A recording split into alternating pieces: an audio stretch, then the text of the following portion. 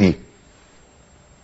اقول لحضراتكم النهارده اتحاد الكوره بيطالب التلفزيون المصري انه يتحمل مع الاتحاد 2 مليون دولار.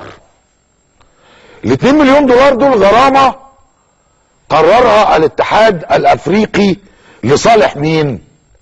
لصالح قناه بي ان سبورت. بي ان سبورت اللي هي قناه تابعه لقنوات الجزيره. ليه؟ لان التلفزيون اذاع بعض لقطات من مباراة مصر وغانا في تصفيات كاس افريقيا. المفروض ان المباراة دي كانت حصرية لقناة بي ان سبورت. الناس بتعرف تجيب حقها، الناس بتعرف تدافع عن مصالحها، الناس بتعرف تدافع عن اموالها واموال شركاتها والى اخره. احنا من حقنا ان احنا نعود على هذه القناة بقضايا. عربيتين البث اللي اتسرقوا دول مش بتوع ماسبيرو،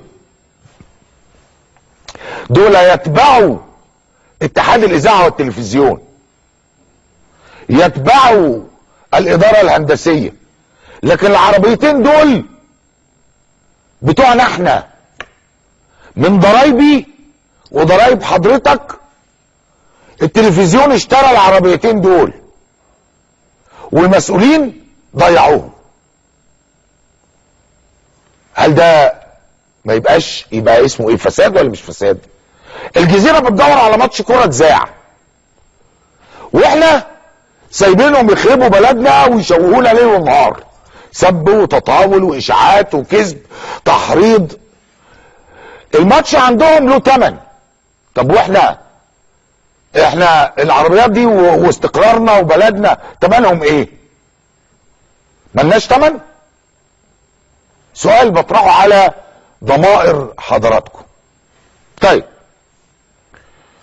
خليني اقول لكم برضو نوع تاني من الفساد.